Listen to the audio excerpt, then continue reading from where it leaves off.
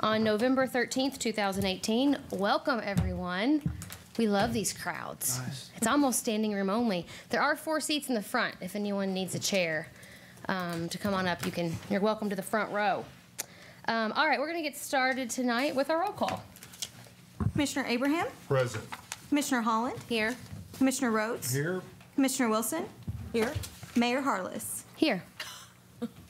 Wow. Commissioner Holland, would you lead us in the invocation, please?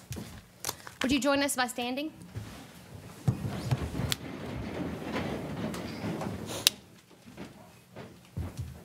Dear Lord, we ask your blessings on all of us who have been called to lead the community in which we live and work and play. Help us as leaders to not ask first, how do we fix this, but what do we need to learn, how might we need to change, and to whom do we need to listen? Remind us, because we all forget from time to time, especially in the noisiness of the day-to-day, that we are not only leaders, but also servants, and that it is our responsibility and everyone's to serve the common good of all. Remind us that no matter where we live, everyone is our neighbor, our sibling, and that throughout the ages, prophets have called the leaders of the people to respect and protect the least of those among us, our children, the elderly, the poor, those who are hungry, those who have no homes, those who are ill in body, mind, or spirit, the strangers and immigrants in our midst, those who live on the margins, those who are alone, those who are forgotten. Grant us the wisdom and courage to know and do what is right and good and true. May we speak out when it is time to speak out and listen patiently and receptively when it is time to listen. May we always be guided by the spirit of community, by the spirit of justice, and by the spirit of love. This we pray in the name of all that we hold sacred and holy, all that we hold good and right and true. Amen. Amen. Please join us in the pledge. I pledge allegiance to the flag of the United States of America and to the republic for which it stands, one nation, under God, indivisible, with liberty and justice for all. Thank you all. You may be seated. Are there any additions or deletions to the agenda? No, Madam Mayor. Thank you very much. All right, we have a full schedule in front of us. One thing I want to note, if you are here to make public comment later on in the meeting, please make sure you fill out one of those forms over by the door and put it in this box, if you don't mind. So we're going to get started with our police chief, Barnhill, and some new officers. Thank you, Madam Mayor, Commission, Mr. City Manager. This evening, I have the distinct honor of recognizing some individuals that are joining our force. A couple of them recently got sworn in on the 1st due to us not having a commission meeting, so I'm going to introduce them first to you, and then we'll do the swearing in as the final piece of this. First individual, Adam Brown, over here, 29 years old, a native of Russellville, Kentucky, Logan County High School graduate. Currently is in the United States Army and/or National Guard. He's had experience with them since 2007. He comes to us from the Russellville Police Department, where he was an officer since 2015. And that's what you'll see in the common theme. All these guys are bringing to us prior law enforcement knowledge. So it's a benefit and a bonus to the police department and the citizens we serve. Adam is not married. He has a girlfriend which was unable to be here tonight and 2 children. Next is Derek Muscovali. Derek is 28, graduate of Hickman County High School, graduate of West Kentucky Community and Technical College with an associate's degree, and is currently enrolled at Murray State University. Derek comes to us from the Murray State University Police Department, where he's been with them for about a year, and prior to that, he had 5 years with the Murray Police Department, where I got my start also, so we know we're getting a good quality candidate from there.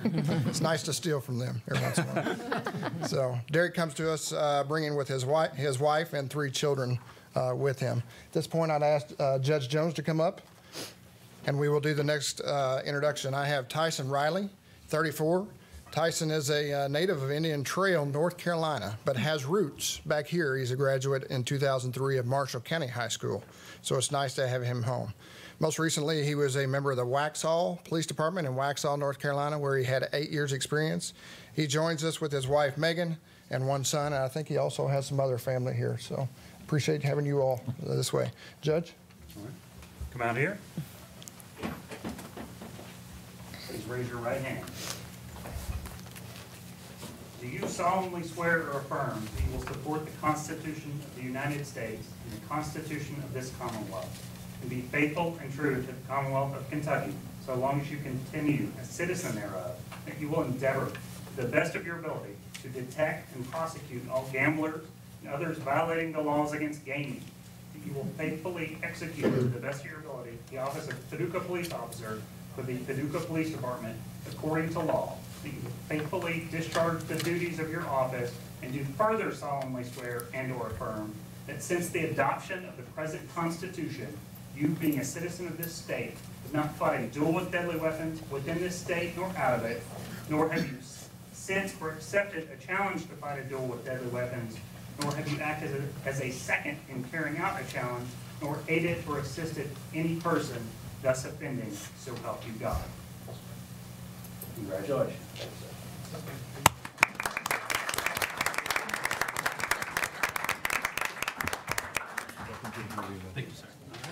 Thank you. Thank you. Welcome to Paducah.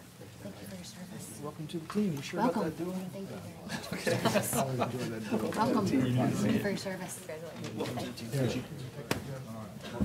Congratulations.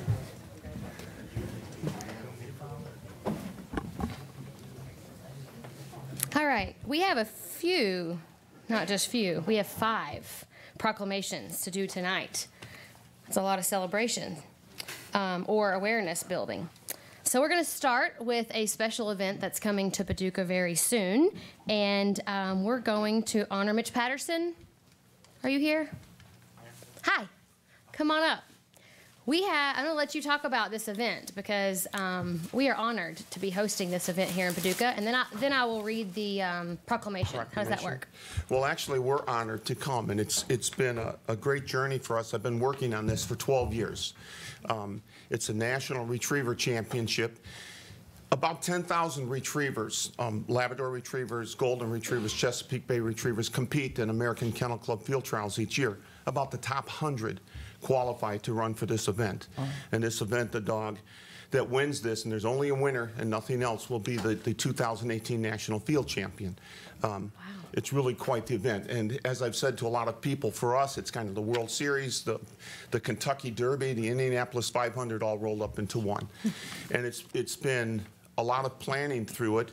And I live about 40 minutes north of here, and because of the Kentucky Wildlife Management and the management people, and then just you, the board, and Linda Peter Jones from Paducah Travel have just opened their arms for us to come. There's a lot of places that we go and they will say, sure, come on, you said, what can we do to help? Mm-hmm. And it's been a great relationship with it. I hope the event changes times every year, so next year it's going to be in the Pacific time zone, and then it goes like to the Mountain time zone, and in 4 years it'll be back here, and if God's willing, so will I, and so will the event. We'll be here. It's just, it's a great event. It's a little bit colder than we were hoping for, but, we're about 25 degrees below, what the normal is, but it's perfect. It's just a great event. I thank you, and we've brought some gifts for you if you're allowed to take them, so after the proclamation, I'd be happy to give them, or maybe before if you would like. Yeah, sure, that'd be great, and then we'll read it, yeah. Next time you come, will you bring some dogs with you? Seriously. If I would bring dogs, it would be bringing a monkey to a circus. A national hat. And thank you. A national hat. Wow. Thank you. And thank you. Thank you. Mm-hmm. That's great. Awesome. Thank you. Thanks very much. That's very This nice. way. It's cold out there, so it'd be good to wear them. It is cold. Well, some of your participants will be in fur coats, so. Thank you. The fur coat, thanks. Wah, wah. Thank you. Thank you. Da-da-da. Cool pen. They'll be fine. That's You neat. start in the middle and have to Cool. Thank you again. Thank you. Just trying to read around. Shows. Oh, yeah. Can the public come watch the competition? Absolutely. Oh, Let me just say I that. think my children yeah. would like Good that. idea. Turn it around where. Oh, good idea. We're at the Western Paducah Wildlife Area, out around Grahamville. The public is more than welcome to come. Everything is outside. We are working with what the dogs would do natural. It's kind of a hunting scenario on steroids. You know, our dogs retrieve birds up to 600 yards, and they will retrieve at least sometimes 4 at a time, where they have to have the memory to do it.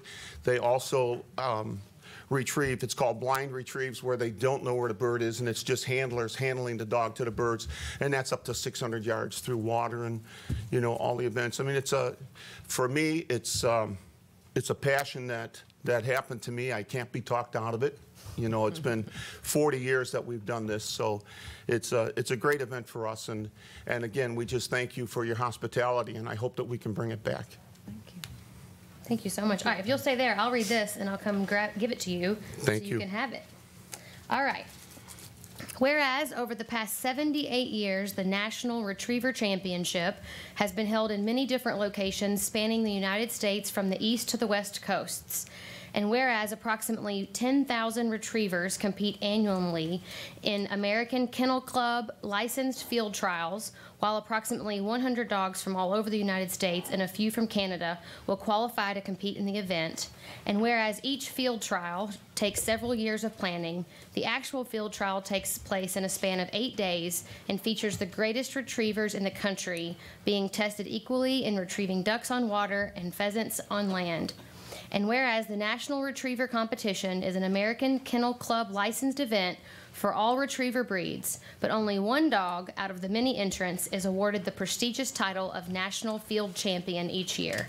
And whereas the Board of Directors for the National Retriever Championship can choose any location to conduct their competition for these dogs, this year Paducah, Kentucky stood out to them as the perfect location for their event. Now therefore, in honor of all the many dogs that competed, and especially the one that is declared champion, I, Brandy Harless, Mayor of Paducah, Kentucky, do hereby declare November 13th, 2018 as National Retriever Competition Day, and welcome all participants, 2- and 4-legged, to our city for this exciting event. That's awesome. Thank you very much.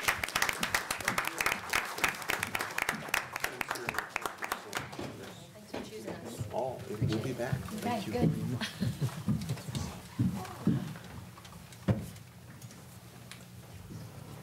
Okay, Miss Heather Anderson, I think, is here from the Paducah School System, and we are going to do an awareness proclamation today that should be very important to all of us. And start reverse. I'll just read this, and then you can speak about that. How about that? Sounds good. All right.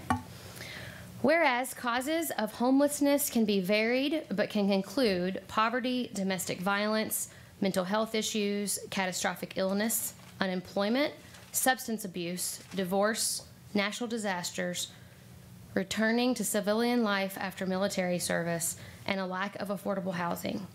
And whereas the primary causes of homelessness have been determined to be poverty and the lack of housing that is affordable to very low-income people, further complicated by domestic violence, substance abuse, and mental illness. And whereas the month of November is designated as Hunger and Homelessness Awareness Month to educate the public and bring awareness to the needs of the homeless. And whereas there are over 200 homeless students in the Paducah Independent Schools. The homeless count completed in January 2017 indicated that of the sampling, 15% were chronic homeless, 3.25% were veterans, 35.5% reported having a disabling condition, and among the 431 sampled were 38 families with 70 children. And whereas attendance gaps among groups of students often turn into achievement gaps that undermine student success, specifically in students coming from low-income households or homeless families. And whereas we recognize that hunger and homelessness continues to be a serious problem for many individuals and families in the Paducah and McCracken County area. Now therefore, I, Brandy Harless, Mayor of the City of Paducah, Kentucky, proclaim our city will stand with the nation in recognizing November as Hunger and Homelessness Awareness Month, and recognize that this is a month of special importance, and encourage all citizens to recognize that many people do not have housing and need support from citizens and public-private nonprofit service entities. Thank you for being here, Heather. Thank you. What I wanted to say was housing and food insecurity are barriers that many of our neighbors face every day. by raising awareness through this proclamation, we can form a more compassionate society here in Paducah, one that understands the value of our neighbors as people. We want to give our children and families the dignity to dream, to think more outside of survival during the day. I just thank you so much for doing this. Thank you for bringing it to our attention. I'm going to bring this to you. And thank you for the work you do.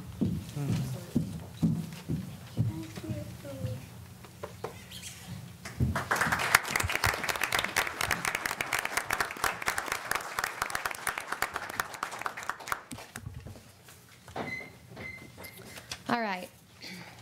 Next up, we are going to acknowledge that it is Paducah's 5-year anniversary since becoming a UNESCO Creative City. It's been a good long 5 years, I'd say. Unfortunately and fortunately, Mary Hammond and Laura Oswald from the Convention and Visitors Bureau actually at their Kentucky National Travel Association meeting in Owensboro, so they were unable to make it tonight. But the entire month of November, they've been participating in a lot of events in Paducah talking about this. And so tonight, actually, I'm going to read this, and then we have a few people here who have experienced Paducah outside of Paducah when they were able to travel to Mexico this spring and experience what it's like to be in another creative city, and then also just what it's done for them personally living here in Paducah. So Nathan Brown and Sarah Bradley are here. Do you guys want to come on up? That'd be awesome. And then I'll read this, and then you guys can speak. And while they're walking up here, I wanted to just share a few things. This month in Paducah Life magazine, there's an ad talking about this 5 years. And some of these numbers are pretty impressive, and the significance that this designation has held for Paducah. And I'll read just a few of these. We are one of 9 creative cities in the United States and of 180 worldwide. There are over 3,000 jobs supported by tourism locally, which the designation helps to grow. $27.5 million is the annual economic impact of the nonprofit arts and culture industry, which is a cornerstone of this creative tourism and quality of life here in Paducah for us. There have been editorial features on Paducah have reached more than 1 billion readers. 1 billion readers. That is not a made-up number. That is a real number that is tracked by the CVB's PR firm. That's large. Mm-hmm. That takes my breath away. And then $30 million is the increase in annual direct expenditures from tourism into our industry since 2013. So these are some pretty incredible things to celebrate. I'm going to read this, and then I'm going to ask the two of you, if you don't mind, to share a little bit about your experience and why you think that Paducah being a UNESCO Creative City is so important. This is a short one, by the way. Whereas the city of Paducah, Kentucky is one of 180 cities in 72 countries that make up the UNESCO Creative Cities Network. And whereas Paducah and other members of the Creative Cities Network place culture, creativity, and innovation at the heart of sustainable urban development. And whereas Paducah is celebrating the 5th anniversary of designation as a UNESCO Creative City of Craft and Folk Art this month. And whereas since designation in 2013, Paducah has boosted the local economy through tourism promotion, made invaluable relationships with cities around the world, and brought global experiences and opportunities to the city. Now, therefore, I, Brandy Harless, Mayor of the City of Paducah, do hereby proclaim November 2018 as UNESCO Creative Cities Month in the City of Paducah and encourage the citizens of Paducah to participate in and support the programs that contribute to Paducah's designation as a creative city, placing creativity and cultural industries at the heart of our community. Who wants to go first? Hello, y'all. I'm Sarah Bradley, if you don't know me. So I moved home about almost 4 years exactly, and one of the major deciding factors in me coming home and opening a business was when my mother told me Paducah has become a UNESCO city. It felt like we had been given this honor, this privilege to do so much more with our community, and I wanted to be part of that. Recently, I was given the honor and the privilege to represent not only Kentucky, but Paducah on a national level And if you guys could be there, and I can't tell you what happened, and you'll have to watch to find out, but telling people I'm from Paducah, Kentucky, one of the first things I would say is it's a UNESCO city. Not a single other contestant on the show could say that about where they were from, and they were from huge cities. And I just really wanted to thank the commission, and if Laura and Mary had been here, thank them and their team for everything you guys do. I don't know that people understand how powerful and how meaningful this designation is, and I'm just really glad that I get to be a part of it. So thank you all. Thank you, Sarah, for being a part of it. She didn't explicitly say it. luck. She's on the next season of Top Chef, everybody. December 6th. And it's very stressful for me thinking about watching every week. It's okay. I'm Nathan Brown, and I'm not really on the next season of anything. But I was able to go represent our city in Mexico and also in South Korea. I was very, very proud to take a part of our culture, which I'm very proud of, and share it with the rest of the world. I was really impressed and delighted to share about your city, my city, our city, to these people. And the thing that impressed me the most was just how receptive they were to learning about our culture. We sometimes forget how rich and just deep our culture here in Western Kentucky reaches. That it's very difficult for some people to brag on where they're from or brag on themselves. So I felt empowered by the UNESCO experience to talk about my city, to tell people why it's great. And I think that it's not only of cultural benefit for me to learn about other cultures, it's also, I think, eventually going to have a very strong impact on our economy above and beyond tourism. I really believe that Paducah, as a package, as a quality of life issue, that the UNESCO designation will help industry, real world, things like factories or things that we might need for our region desperately to grow economically. Tourism is certainly a part of it, but eventually, as Paducah spreads our wings and becomes part of the world culture, it'll be a better destination for people to locate businesses. I'm really proud of the work that we've done. I'm proud of the commission here, the Convention and Visitors Bureau. Everybody's done a good job. So thanks so much. That's all. Thank you guys for being here. Appreciate you so much.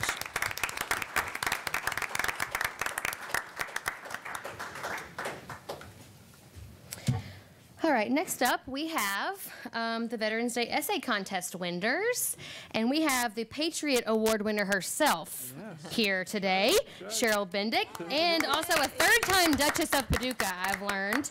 You might be the person with the most Duchesses of Paducah, but you deserve them. So come on up, you're welcome. Well, we have some great essay winners up here for you today, and I would like Cindy Bird of the Paducah Chapter Daughters of the American Revolution to please come up and assist. What we had this year were 192 entries into the Veterans Day Parade contest from several different schools, and I've given each one of you a personal report to tell you where they all came from. Also, on behalf of the Veterans Day Parade Committee, we want to thank the mayor, commissioners, and city manager also for allowing the students to receive monetary prizes, because to sponsor the contest also, because it instills in these children a wonderful education about our veterans, our service members, and what they do. So we thank you very much for that, and thank you for allowing us to be here today. We would like to introduce you to our grades kindergarten through second place, and our first place winner is Bailey Downs, who is a second grade student at Heath Elementary, and she's going to come up and she's going to stand over here. Cindy, take the children over to the other side, and we're going to line them all up so that we have all of our children up here this evening, because we'd like to have a wonderful picture taken with the mayor and the commissioners and everyone here.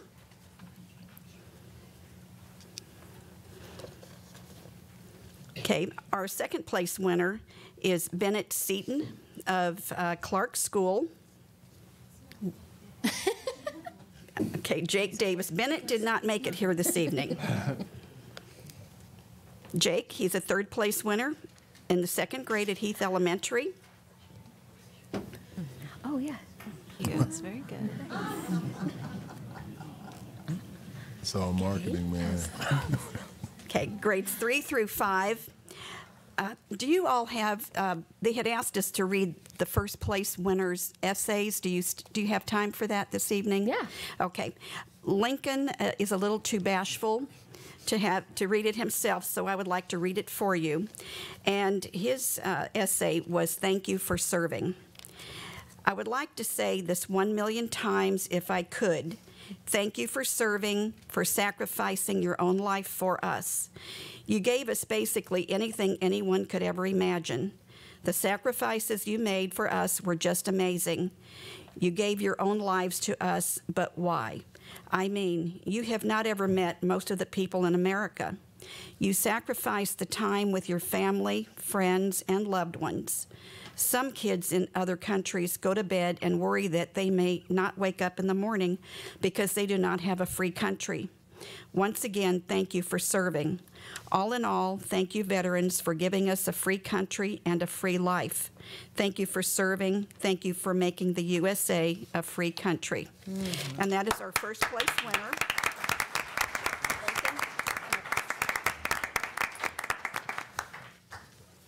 It was very good. Our second place winner is Emma Howard, a third grade student from Concord Elementary. Okay. Our third place winner, Hunter Court, is a fifth grade student at St. Mary Elementary, and he and his mother had to leave for another commitment. In grades 6 through 8, we're going to ask first place winner Russell Hancock of the 6th grade, Paducah Middle School, to please come up and read his essay. It's hard to wake up at 4 a.m., but I know I'm doing it for a good reason.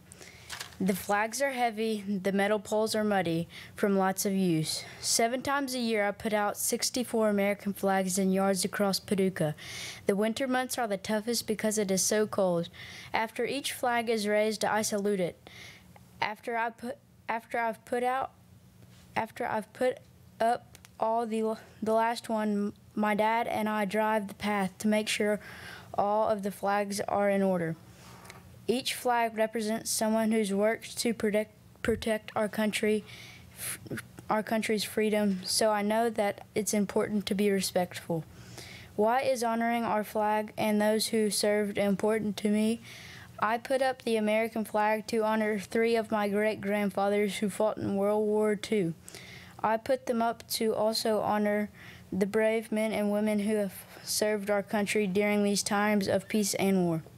There's no better feeling of knowing I've loved my country in a way that is meaningful to me. When you see flags in yards around Paducah, take a moment to say thank you to our brave Americans.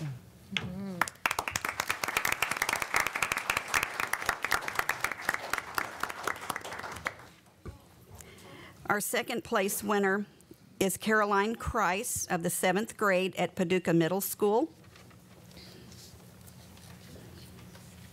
Our third place winner, Elena Adkins, 7th grade, Paducah Middle School.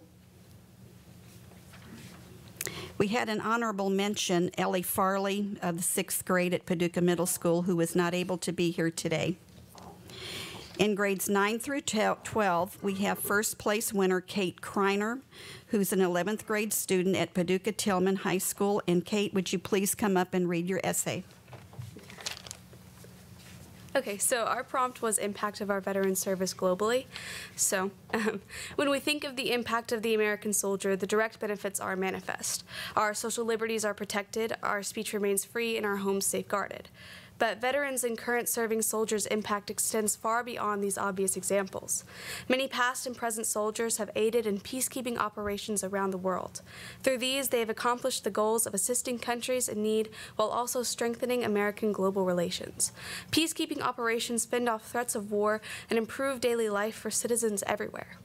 American soldiers have also repeatedly worked towards the liberation of foreign children. In 2007, United States soldiers rescued 24 special needs orphans from the cruel conditions inside an Iraqi orphanage. Lieutenant Jason Smith reported that this one day was worth his entire deployment. These are the memories that our veterans carry with them. Though they face many trying circumstances in the face of war, these moments of grace stick within them. As we honor them this Veterans Day, let us not only remember those who fought valiantly in times of war, but also those who extend their positive influence to foreign countries in need. These veterans have strengthened America through the hope they inspire in the youth they rescue and the peace they instill globally. Thank you. Good job.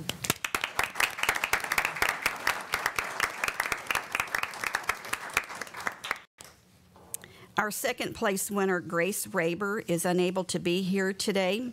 She was a 12th grade student at Paducah Tillman High School. Our third place winner, Andrew Katz, is in the 11th grade at Paducah Tillman High School. Andrew. And we have an honorable mention, Cole Wyatt, in the 12th grade at Marshall County High School. And I'd like to say something for our grades 9 through 12 students. Cole Wyatt receiving an honorable mention. Most of the time, Cole is your first place winner in our 9 through 12 classes.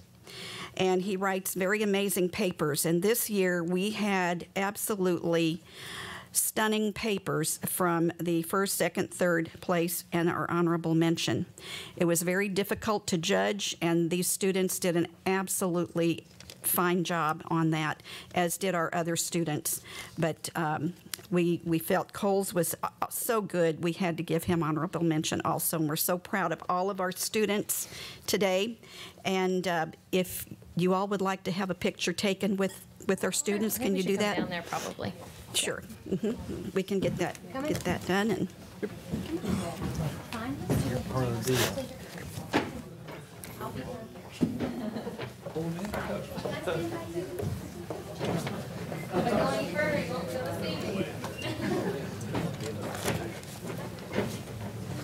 are you?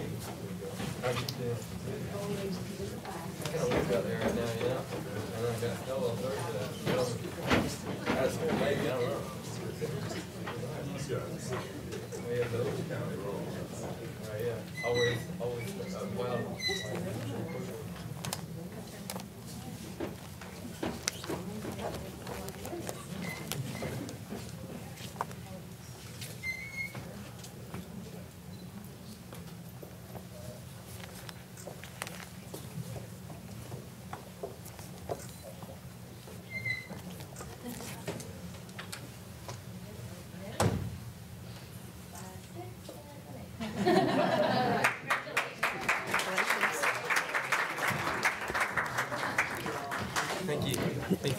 I would like all of our students and their parents to please meet outside, and we have something additional for you.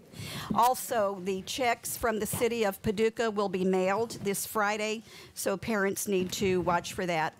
There will be $100 for our first place winner, $50 for the second place, $25 for our third place winners.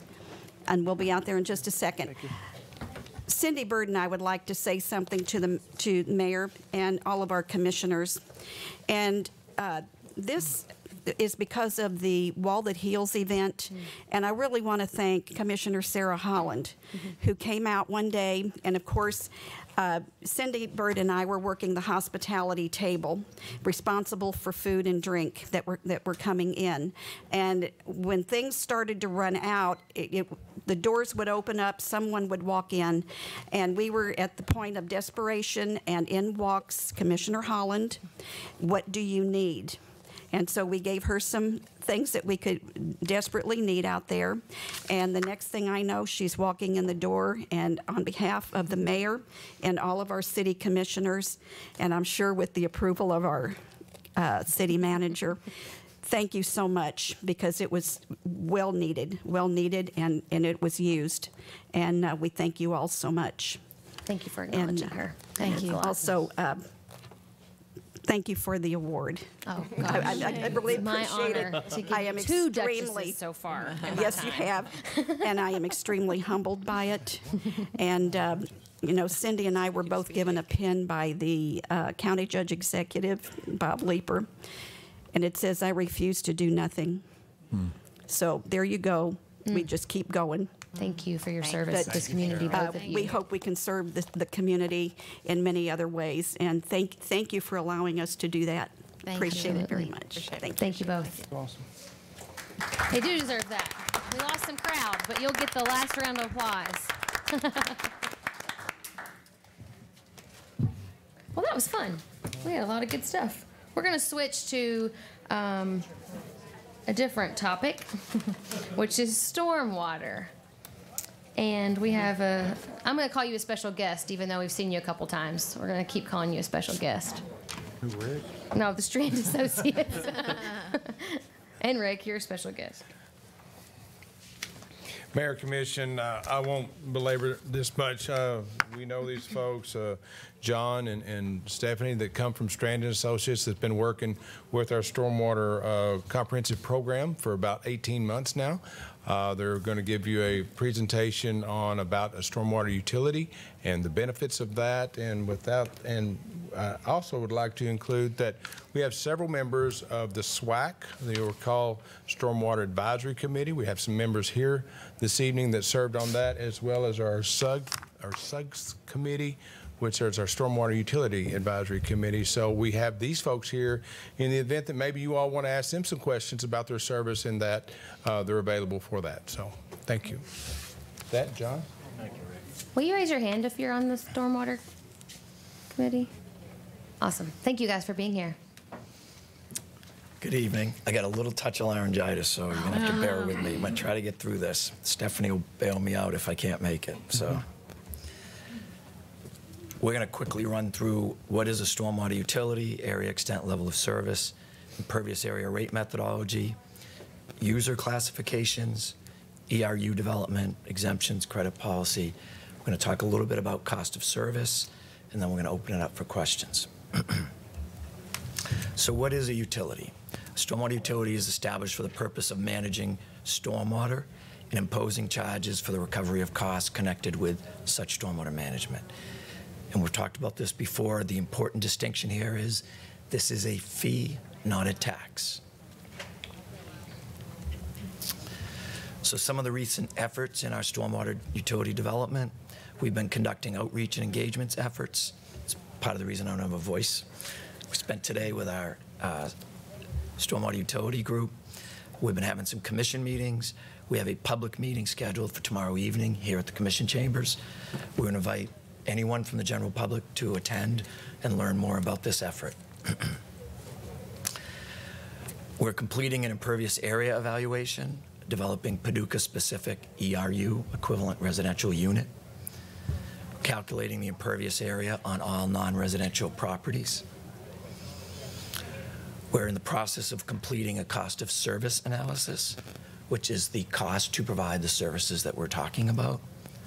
And we're also in the process of talking with our stakeholder groups and the commission about the potential for a credit policy to help non-residential properties, when the fee is imposed, to offset some of those fees.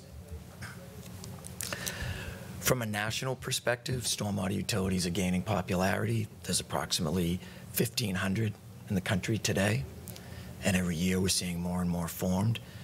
And really the drivers for this are the same that you're facing. There's old, aging infrastructure in the ground that has largely been ignored and needs an investment. Flooding is becoming more prevalent in a number of communities, often as a result of change in weather patterns.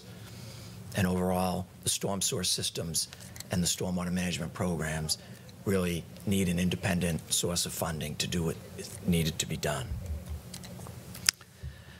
So when talking about a stormwater utility, there's really three key elements. You need to define the area of service, where you're going to provide these services, the extent of service, what are the services that you are going to provide, and the level, how often are you going to provide those services. As you answer those three questions, that basically defines your program and defines the cost of your program. So on a national level, Many stormwater user fees are based on some form of parcel, P-A-R-C-E-L, parcel area, about 90%.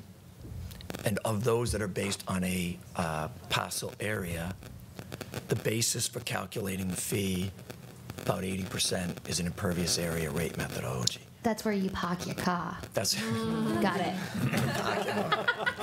I couldn't hold back. I'm sorry. She's probably been waiting up for that for a while.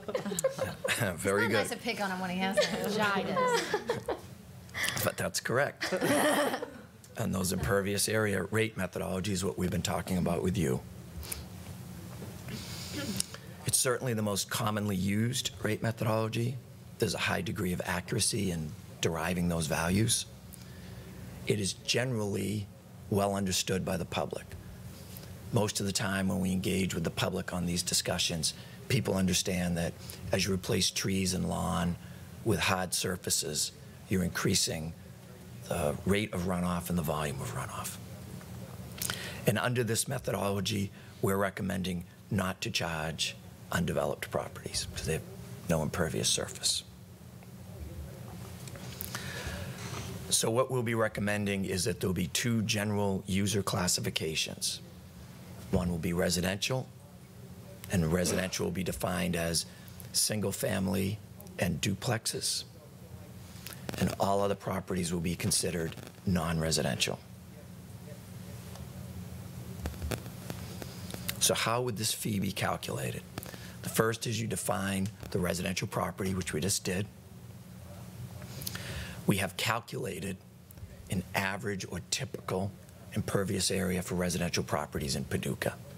And you see down below that that's 3,500 square feet. And this methodology uses a random number generator and a statistically based sample. And we had, in a preliminary evaluation, and I think we had talked with you once before, we thought this number was going to be closer to 4,000, but as we did further exploration and revisited the sample, it's actually about 3,500. And that's what we call our equivalent residential unit. And that becomes the basis for all the non-residential fees. And I'll show you how that works. So basically, for all the non-residential properties, you measure the impervious surface on their property. You then divide that total value by 3,500, which in Paducah is the equivalent residential unit. So in essence, you're saying, we look at your impervious surface, how many typical residential units does that represent? And in this particular case, 71,603 feet of impervious surface divided by 3,500 square feet per ERU translates to 20 ERUs. So the fee for this hypothetical property would be 20 times the rate of a single-family residential property.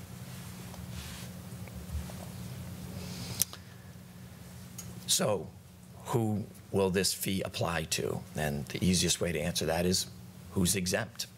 And at this point, the proposal is that all developed properties within the city will pay the stormwater impact fee. The only exemptions would be road right-of-way, the pavement in the right-of-way, in public right-of-way, I should say, too. I should clarify that. And that's because, quite honestly, that roadway is part of the stormwater conveyance system. Undeveloped parcels, they have no impervious surface, and railroad lines. The railroad yards would be subject to the fee. The lines are not. And really, if you look at the ballast of a rail line, it's gravel that pretty much allows, it's non-compacted, allows water to permeate through it. We're also proposing to have a credit policy. This would typically be available only for non-residential properties. And the details of this will be worked out as we move forward. We're still soliciting input from our stakeholder groups on this. But examples of credits would be if a property owner, a non-residential property owner, puts stormwater quality type controls. They decide they're going to put a bioretention facility on their property. That improves the quality of the runoff, which helps you all comply with your MS4 permit requirements through the state. Another option would be water quantity credits, such as overextension. Extended detention basins. So there will be requirements to detain water. If you go above and beyond that, you could get additional credits. So these are some of the policies that are being looked at in terms of trying to reward those entities that help with the overall goal of improving water quality and reducing water quantity. So I mentioned we were going to talk a little bit about cost of service, and we have taken all the information available in regard to your separate storm sewer conveyance system. You have about 350,000 linear feet of pipe and culverts underground conveying stormwater, and you have about 5,000 structures, manholes, and inlets. And we've assigned a value to these based on the size and material. It's about $82 million in public assets that you have buried. And quite frankly, most of this stuff has been somewhat ignored since it was put in the ground. So revisiting this infrastructure, cleaning it, inspecting it, upgrading it is all part of the anticipated program. So when we look at the cost of service, again, the area is defined as the city limits. The extent of the service are these particular elements. And what we're proposing is the flood mitigation projects, the $43 million in projects to mitigate the flooding that we were trying to help address. That's those 10 priority project areas. It also includes budgets for operation and maintenance of your existing system and repair and replacement of your existing system. Some of the system is over 100 years old. It's likely that as you go in and start to inspect some of this, you're going to have to replace some of that system. Another line item is for the flood protection system. That's your levee and flood pump stations. The regulatory compliance, that's your permit compliance. And this is something that we've talked about before. You don't have a choice. You've been issued a permit. Eric manages this program, has to submit annual reports, et cetera. And then, of course, as we sort of bring all these activities sort of under one roof, so to speak, there's going to have to be some administrative costs associated with that, staffing, equipment, et cetera. So those are the elements of the cost of service. And we're soliciting input right now from our advisory groups, from the general public. We'll hear some, hopefully more from the general public over the next week. There's a questionnaire that's going to be put online asking for input on these items. And that feedback, we think, will then help inform recommendations moving forward. So stormwater program funding in Kentucky, there's currently 12 stormwater utilities in the state. 8 are ERU based. 2 have 2-level system, residential and commercial. One is tier-based ERU for commercial only. Bowling Green pulls their money out of their general fund, and they've got a 1% increase in occupational tax, where some of that has gone to help with their stormwater program. Owensboro applied an occupational net profit tax years ago and funded about $40 million in flood improvement projects. Elizabethtown draws from the general fund, and they take about $1 to $2 million a year on stormwater projects, and they have a 7-man crew plus equipment. And we can get you more information on any of these programs that you'd be interested in, but this is just to give you a flavor of what some other communities in Kentucky are doing. So our next steps. Tomorrow night we have a public meeting here at the Commission Chambers. We hope people can find some time to come out, talk with us, talk with the commissioners. We want opinions. We want an opportunity to educate people. The Stormwater Utility Survey will be available on the city's website.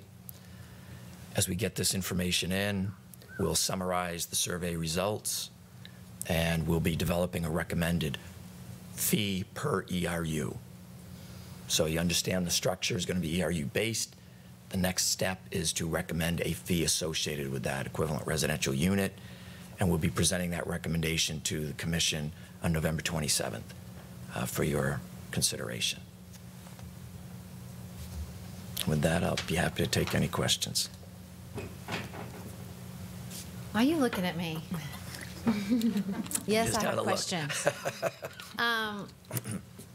Okay, so I hear you say that it's a fee, not a tax. Correct. But I think saying that might not be good enough for some people. And I'm already hearing people in our community describe it as a tax. So, will every taxpayer in Paducah pay this fee? Every owner of property that is developed will pay this fee. So there will be taxpayers who do not own property who will not pay this fee? That's correct. Okay. So my next question is, will the fee go into the City of Paducah's general fund should we set up a stormwater utility? The way we are structuring our recommendation is that there would be a separate dedicated fund. That's the way we've structured our recommended ordinance, is there is a separate fund. The money that goes into that fund collected via this fee can only go to complete the activities that we've defined as those elements of the stormwater service. So we can't spend it on sidewalks, we can't spend it on... Right. Like your solid waste and your fleet fund. So my third question is, it seems like the distinction between a fee and a tax is the service. So can you say when we have a fee, there's an exchange for a service? So can you describe the service involved here? Well, and with all due respect, there's more to distinguishing between a tax and a fee, and Then I'm that- probably not the right guy to Right. get into all the legalities of that, but I will tell you that this utility structure and the basis of it with an ERU has been challenged in Kentucky courts as a tax versus a fee. And what happened? There's case law to support that this structure is in fact a user fee, not a tax. And for the reference, probably the most appropriate case to look at is Long Run Baptist Church versus Louisville MSD, where a stormwater utility fee was charged based on ERUs and impervious surface.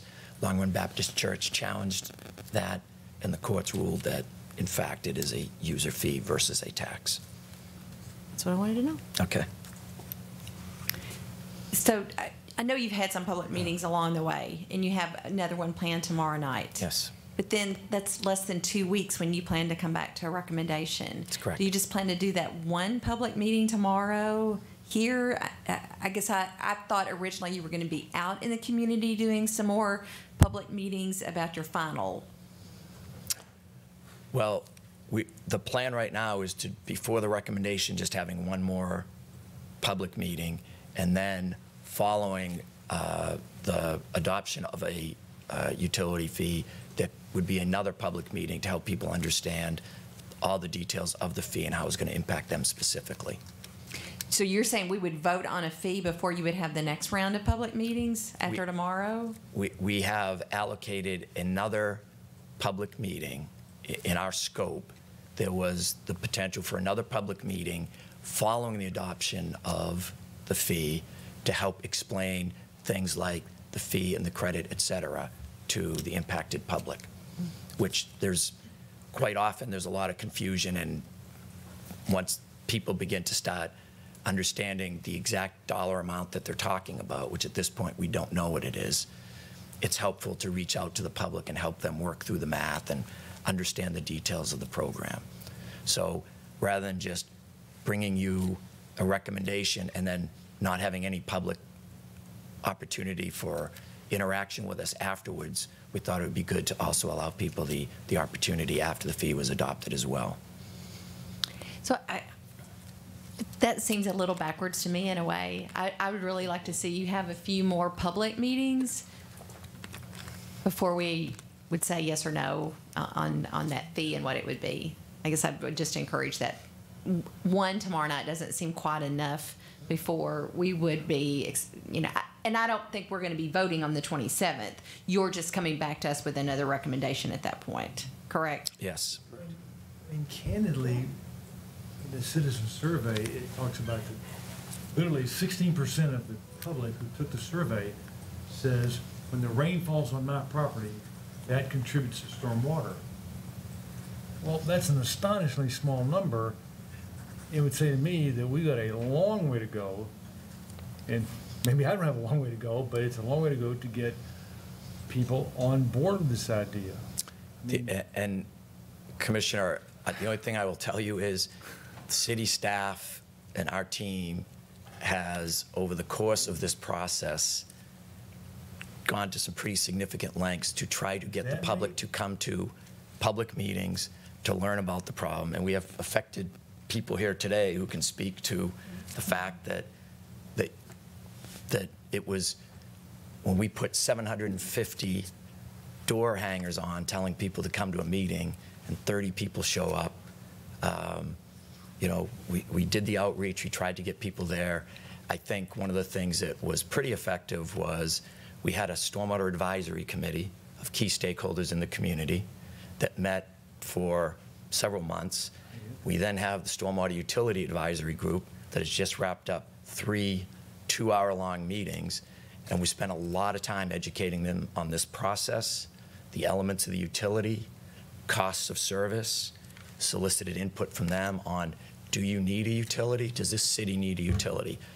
The group today basically said almost unanimously, we need to do this. The only question is how much. And that's pretty consistent with when you look at the surveys that we got before, when you look at should the city do more to provide flood protection to our community, 80% of the respondents said yes, or it is very important to exceptionally important. When you look at should the city do more to improve their stormwater system, the existing system, 70 to 80% of the respondents said this is a high priority to the city. But John, when asked the question, are you ready to pay for it? Mm-hmm. I think we were then all of a sudden felt about 30% of our survey said, yes, I should help pay for this. I'm just saying that I understand maybe you have a timeline and maybe engineer, and even though my timeline is short, I just think we have a lot more, I'm like Sandra, I think we have a lot more education to do to our citizens, plus the fact that there are 2 of us who won't be here at first of the year, and so if you've got 40% new commissioners, or 40%, that, I mean, they're part of this. Well, and when we, as a commission, committed to that group of people that were here, I guess it was in maybe July of 2015? Yeah. To do a study, to try to address their issues. It is disappointing that we haven't heard from more of them. I will say that. But at the same time, I still think I would like to maybe give us a little bit more opportunity. So, and that may be coming after your next presentation. I think I would just say there's engagement, and I think you guys have done a fantastic job of going out into the community, setting up the advisory committees, having the public meetings. I think the engagement arm of this campaign or this process has been really good. But I think there's a separate component, which is communication and public education. And that's different, right? That's not asking people to come engage with us in the process. It's really putting the information out there for people to understand. And I think that is the next leg that needs to happen that's really missing. I think there needs to be a longer process of educating people on the difference between a fee and a tax, educating people on the need for a utility. And hopefully it would work really well, because it wouldn't just be us or you guys doing that public education and communication. Now we have all these awesome public participants in the committees who have now can act sort of as disciples that can go out and say, we've sat through these meetings, we've listened to the presentations, we understand, let us share what we've learned in these committees and do sort of a public education communication process. I think that's a very valid point, and we've had those internal conversations. In fact, the mayor and I just kind of spoke about that before the meeting, but prior to that, myself and Michelle and Pam and Rick and Eric sat down and talked about our communication strategy for this. But the issue that's which was, I didn't see it from this perspective, but the issue that came up from the city team was we don't want, as the staff, to get too far ahead of this commission. We don't feel that we can lead the charge when this is a commission decision. So we don't want to go out too far and say why it's important to have a fee, what this fee is going to mean, what this fee is going to produce for you, if the commission's standing back behind us saying, hey, we don't even want this fee. So we don't want to put the commission in that position. So what we were hoping to do was get a commitment from this body, the elected officials, to proceed with the fee or not proceed with the fee. It doesn't have to be this month or next month or even in January, but whenever that does occur, that will give us basically the license to communicate, knowing that we're not outrunning our coverage. Making sure that we have coverage, that we're doing the will of the elected officials, the elected body. So does that mean that you typically put an effective date out into the future? You install a fee, you pass a fee at the commission level, and then you choose an effective date 6 months later, 7 months? Is that typically how this happens? That is typically how it's done. Okay, and so that you allows get a window of a little bit of a runway. And it allows people to develop their fiscal year budgets, et cetera, with that in anticipation of that. So yes. Because I'll just say, I mean, I wasn't here in 2015 to make a promise, and that was 3 years ago, over 3 years ago. So I don't know that we stall, because there are two women sitting in the audience that I'm staring at right now that I've talked to 3 times now at these public meetings that are living with their houses flooding. So the longer we put this off, the greater the chances of more flooding to happen, the greater the chances of the changes in weather patterns are going to keep increasing, and the longer it's going to take to do these. I mean, these projects are long projects. We're not talking about month-long projects here. We're talking about breaking ground and not seeing results for a year or more. I don't even know how to guess that. So I am on board with this strategy that I'm okay with probably waiting through the holidays, because I think the new commission, honestly, there's going to be a different team up here in January, and us as that team needs to be making this decision together, because we're going to be working together for 2 years with that decision. So that's one of my reasons why I think we need to not rush through December, but consider maybe that January, February timeline for this decision to be made. There's no other way to pay for this. If you two especially, who signed that document and said, let's solve the problem, are going to look the citizens in the eye, this is the only way to do it. I mean, we have very few options here for being able to pay for this problem. Well, I think no intent on my part to stall. That is not what I'm saying at all. It is just public education, so that our citizens know and that we understand it better. I'm sorry. Agreed. No, just a couple of things. One, the difference between a service and a tax, that's obvious. A fee and a tax needs to be explained more in depth. The issue of whether we need this or not, obviously we do. We just got to we have to figure out a way to pay for it. I had that conversation with Rick a couple of weeks ago, and there was a meeting. I had it bumped into another commitment I had, and he called me to bring me up to speed on what was going on. I said, well, let me see if I got it. We have stormwater issues. Our current system is not can't handle what's going on with it now when we have these crazy rains. So we got to figure out a way to pay for it. Folks don't want their houses flooding. We saw that. So the only way to fix that is to dig up some dirt, pull up some pipe, designate some areas, and that's very, very expensive. There's no way around that. So we have to figure out a way to pay for it. Folks are gonna, trying to talk about, well, how much am I gonna have to pay? What's the difference between what I'm paying and my guy across the street? Is there that user fee? Is it based on what? All of those things. Yeah, we gotta iron all those out. But at the end of the day, we're going to have to fix the system. So, yeah, we can take some time to do that, but we need to actively wait, though. I think it sounds like that's what we're doing. Yeah. And candidly, I'm pleased that the ESD and the producers are here to help educate the public. I mean, this is great. I'm glad you guys are here. Because that's Well, what we and need. thank you, ladies, for coming and being here and reminding us. I mean, it's the face of who's had the problem. I remember the boat. I think first meeting we ever had, okay, it was Eric's boat. I remember they had this one guy sitting in the back of the boat in the water, and the other person was sitting at the bow, which is straight out of the water. And the idea is that that guy isn't affected by it, but people on the back of the boat are very affected. And it's a matter of getting our community so where everybody says, look, maybe I live on a hill and I'm not really affected by it, but it's my responsibility for the good of all of us. And I think it just takes I'm not trying to stall. Yeah, it's our responsibility, but it's our responsibility to bring everybody where everybody says, okay, for the good of our community.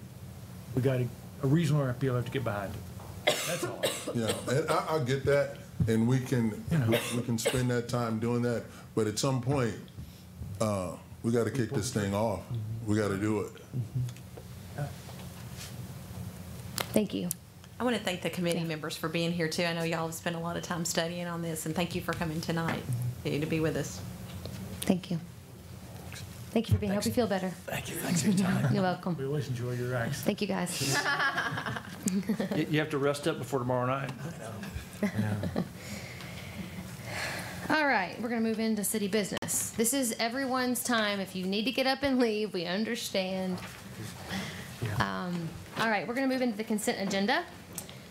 Items on the consent agenda are considered to be routine by the Board of Commissioners and will be enacted by one motion and one vote. There will be no separate discussion of these items unless a board member so requests. Does anyone have anything they want to remove? Okay. Police cars. So can you point out the item? It's E. Well, I've made notes E? on all my papers. One E. Okay, item E, we're going to remove. And now I'll ask the city clerk to read the items recommended for approval, please. Minutes for the October 23rd, 2018 City Commission meeting. Receive and file documents. Appointment of Christopher B. Jones to the Paducah Tree Advisory Board to replace Joshua Tabor, whose term has expired. This term shall expire July 26, 2022. Personnel actions. A municipal order adopting change order number 1 and change order number 2 to the license and services agreement with Tyler Technologies Incorporated for the computer-aided dispatch system for the City of Paducah 911 Services Department for a price reduction in a total amount of $59,745 and authorizing the mayor to execute the change orders. A municipal order adopting change order number 1 to the software license hardware purchase agreement with Equator Incorporated for the upgraded recording system for the City of Paducah 911 Services Department for a payment timeline change and authorizing the mayor to execute the change order.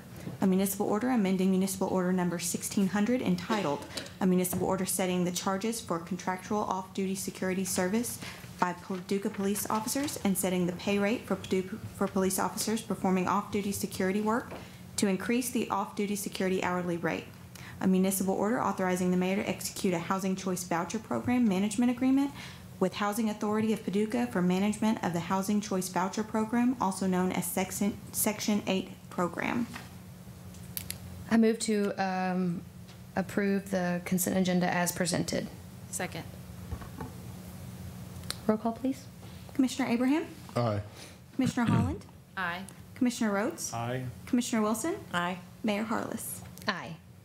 And I'm going to ask the city clerk to read item E to get it on the table, please.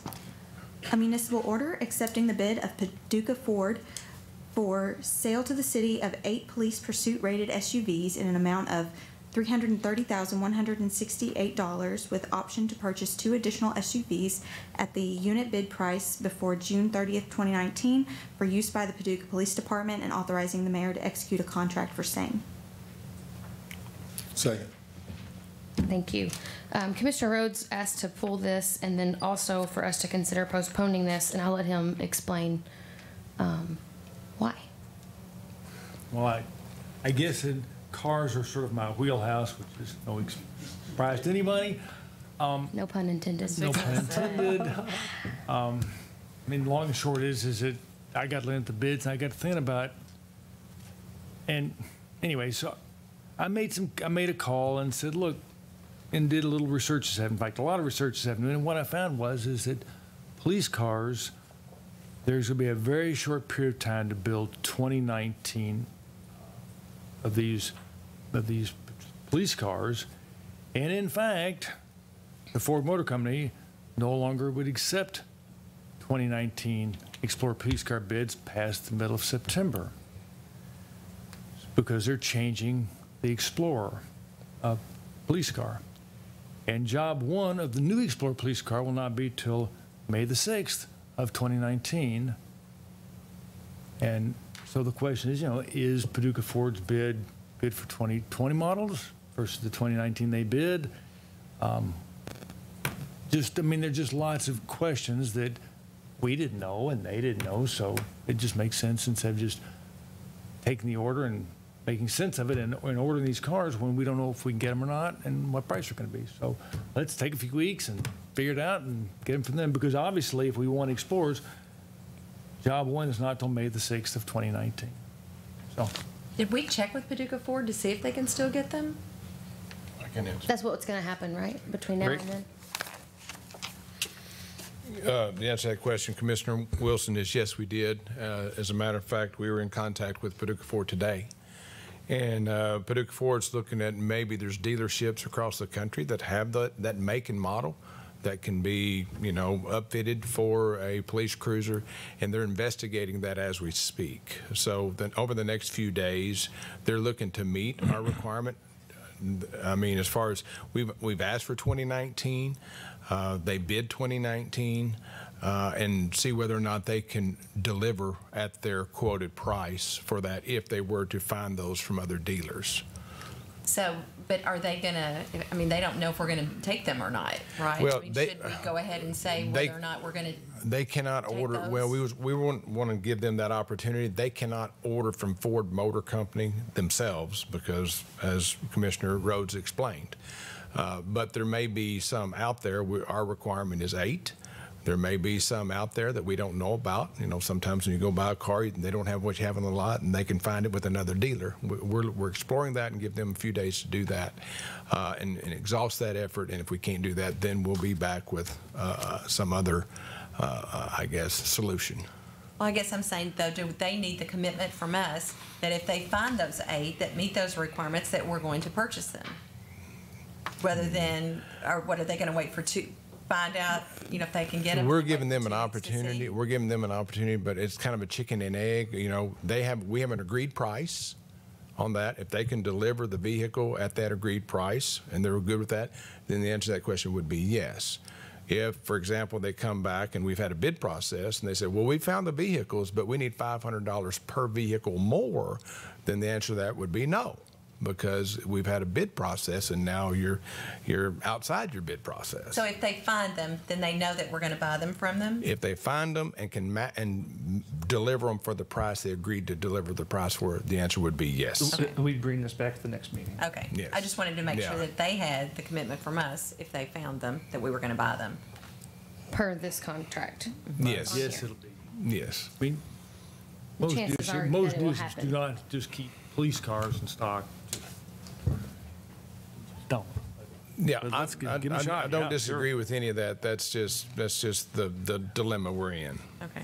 Thank you, Rick, for checking into that. All right, well, I'm going to actually make a motion to postpone this matter until the next commission meeting, which would be November 27th. Can I get a second? Second. Thank you. Any other discussion about postponing?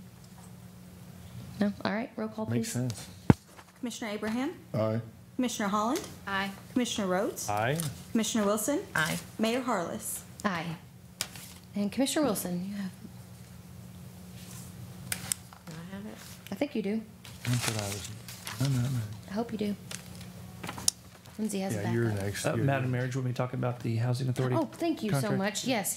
Before you go, Commissioner Wilson, we signed a contract in the consent agenda with the Housing Authority for our Section 8 program, and I was going to ask City Manager Jim Arndt, if he'll talk to that a little bit. Yes, thank you, Madam Mayor. This was a very exciting thing for the city. We had the opportunity of negotiating with Tommy from the Housing Authority, who sits in the audience here today. We worked with him on basically transitioning our Section 8 operations from City Hall over to the Housing Authority facility. The agreement takes effect December 1, but we're actually going to have like a go-live date, January 1, where LaSeco will be permanently housed over there beginning January 1, and we'll just have a kind of like a smooth transition in December, physically moving here from this facility to that facility. She will still be a city employee under the terms of this agreement for the next 2 years.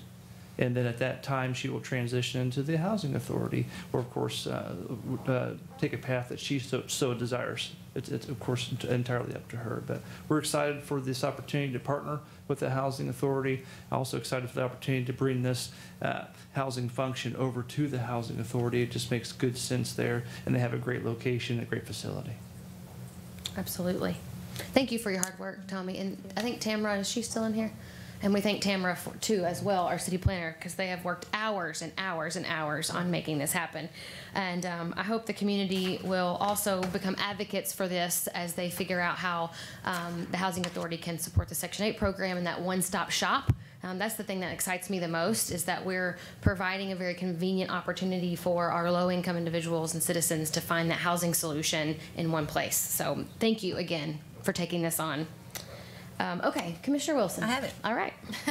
I move that the Board of Commissioners adopt an ordinance entitled, an ordinance authorizing the mayor to execute an agreement with Bacon Farmer and Workman Engineering and Testing, Inc. for professional landscape architectural design, construction documentation, land surveying services, and permitting assistance for the Peck Memorial and outdoor learning areas located within Noble Park in an amount of $36,320, and authorizing the withdrawal of funds up to $250,000 as needed from the Community Foundation of West Kentucky account established by Lane Peck for the Noble Park Peck Addition project. This ordinance is summarized as follows. This ordinance authorizes and approves an agreement between the City of Paducah and Baker Farmer and Workman Engineering and Testing, Inc.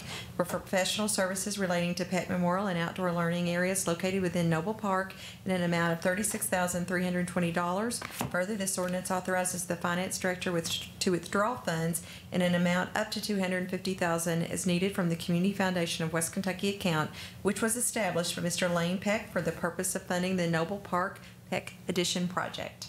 Second. Very exciting. Anyone want to comment? No? All right. Roll call, please. Commissioner Abraham? Aye. Commissioner Holland? Aye. Commissioner Rhodes? Aye. Commissioner Wilson? Aye. Mayor Harless? Aye. Commissioner Rhodes. You know, I guess I might make a comment about J. Lane Peck. He was with my father in that World War II generation. And I believe Lane Peck was a pilot on a B-24 Liberator bomber. Had quite a war experience. Another veteran who's very important to our country. Absolutely. Anyway. And very giving, obviously. And obviously very giving. Yeah. Keeps on again. Thank you for that. I move that the Board of Commissioners introduce an ordinance entitled, an ordinance providing for the closure of an alley running parallel between Murray Avenue and Brown Street, east of the Disabled American Veterans Drive, and authorize the mayor to execute all documents relating to same. This ordinance is summarized as follows.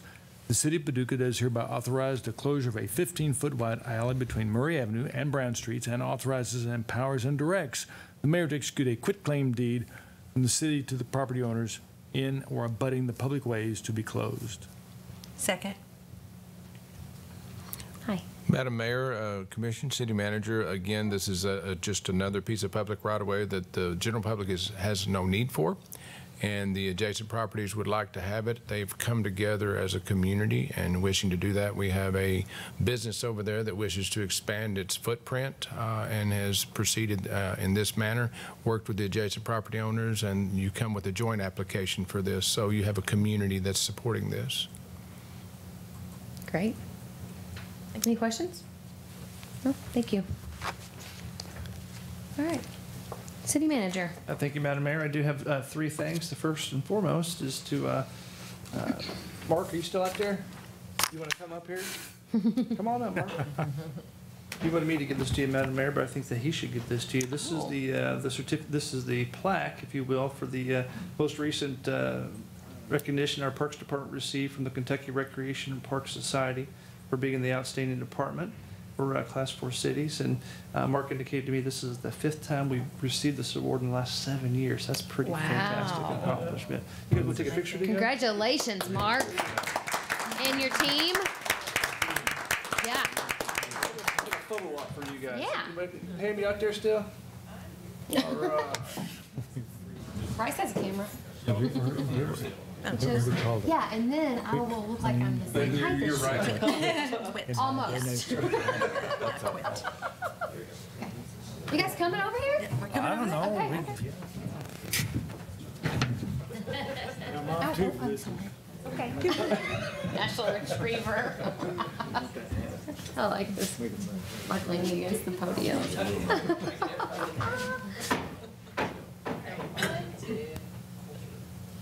All right. Thank you so much. Oh, I love it. We'll keep it now for now. I'll take it. That's awesome.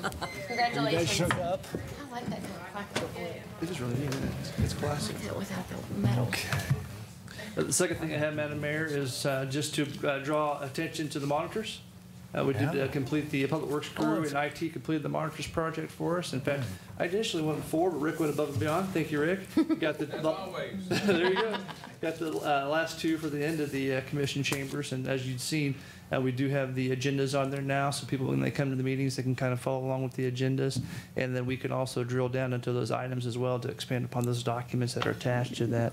And of course, the presentations are up there for everybody's viewing pleasure, if you will. And also, what you see there is they can tap into that, so when it's televised, they actually can see the agendas and the presentations. Wow. So Welcome to 2018. That's what she said. The 21st century. This is great. They fit in here so nicely, too. Yes, they do. Yes. And then the last thing I have is just to draw attention to another, speaking of UNESCO, another tourism-related activity. We did have a drop-in visit from delegates from St. Joseph, Missouri today. They traveled down 9 hours to come see Paducah. In fact, they're staying here tonight at various hotels. They did a bunch of visits in City Hall with the CVB and different locations within the city. And I asked them, are you like on a they went to the convention center, the Chamber of Commerce as well. So are you guys on like just a multiple community visit in Kentucky? So no, we just came here. We came here because we're impressed by what you guys do, and you guys are one of the best cities that we're aware of. And I said, how about that? Because we're on a mission to be the best. That's all I have, Madam Mayor. I like it. Way to end it. All right. Any commissioners have anything they want to say? Yeah, I got one. Okay. The Veterans Day Parade went off great. I did get a couple of conversations with McCracken County School and Paducah Independent School, Paducah Tillman specifically, their band directors. They have, they got the band, and then they got the young ladies out front, and they do the routine with their banners. And they weren't allowed to do that.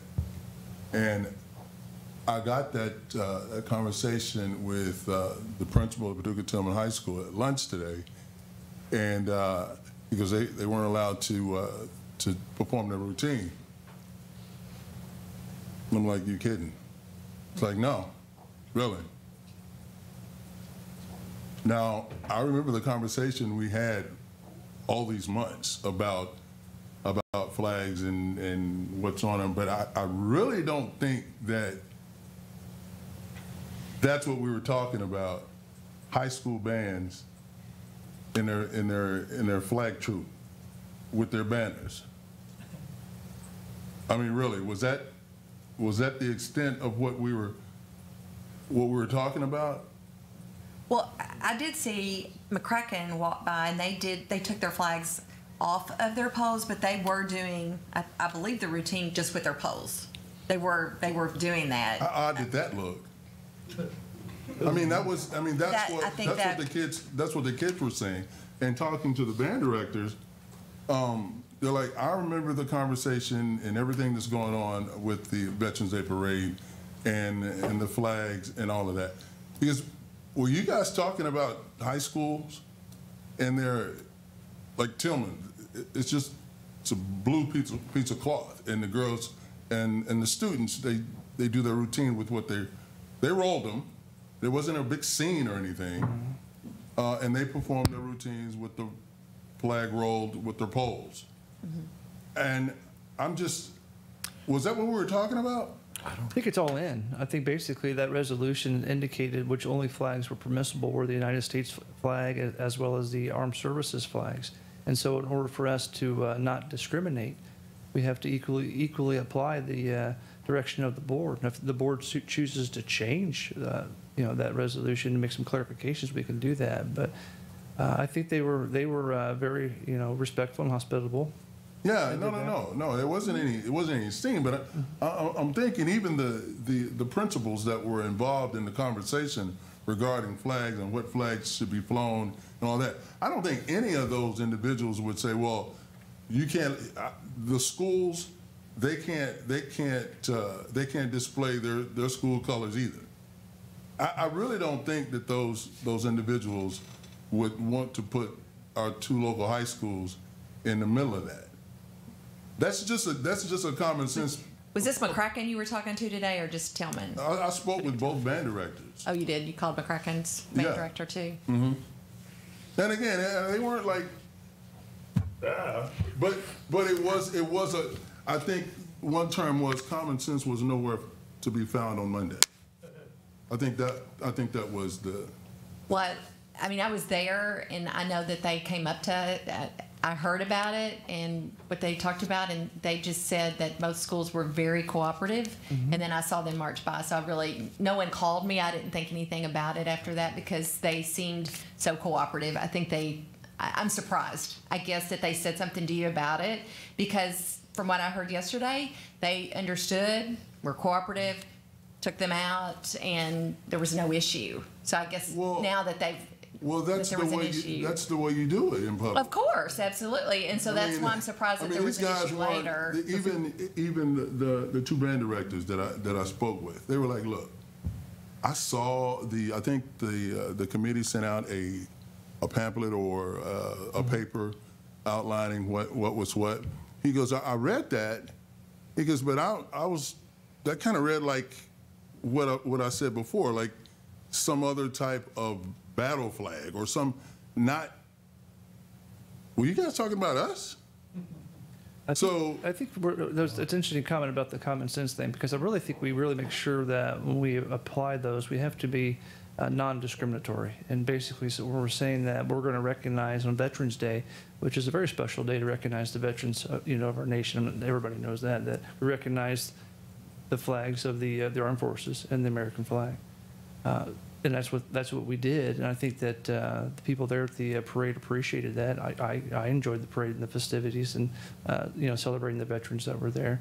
But as far as the schools not being able to use their flags, that would include them. No, yeah. If this commission wants to change that and alter that, we can definitely do that. Well, wouldn't that be to the committee? The Veterans Day Parade Committee first? Yeah, I don't think anybody's standing along. That committee does not function that way. In fact, we don't have that committee anymore. That committee is dissolved. The resolution came from this board. It was on upon their recommendation, though. This board is that committee doesn't exist. Do you have a solution? Yeah. Okay. Well, let the schools do what they do. I don't think anyone standing alongside the street, I don't think the principal 2 parties that were here talking about that issue about certain flags being allowed, I don't think any of those folks would have a problem with our 2 local high schools performing the way they performed for the Veterans Day Parade, would be upset because they had their school colors flying. Now, I may be wrong. I may be way off. Or it's not about whether people feel upset, it's about whether it's discriminatory and if we're singling out some groups for exemption from the ordinance. See, this is what I'm talking about. We get to a point where I can't do it. Can't talk to I'm just you. surprised that they even made any comments because they were so cooperative on Monday. And they were so cooperative in their conversations with me. They were like, hey. It wasn't, okay. No, again, I've said this like 3 times now. No one was yelling, screaming, or it's like I feel like our guys were discriminated against. They were like, I just didn't think that that was a problem for the 2 local high schools. It's not a problem per se because of their banners. It's a problem per se because their banners do not qualify under that resolution. But this board wants to change the resolution. We can definitely do that. Yeah. Okay. I mean, we can change the resolution where it states the United States flag, the armed services flags, and the local community high school flags. Is that your solution? That sounds reasonable. Mm-hmm.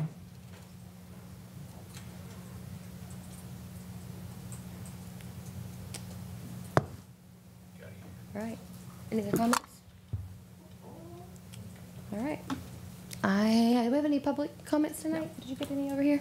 No? Okay, I'm going to make a motion to adjourn. We have a executive session. For closed session. Sorry. Thank you. Thank you. That was a good, who has that motion? Commissioner I do. Holland? Okay. I move that the board go into closed session for discussion of matters pertaining to the following topics.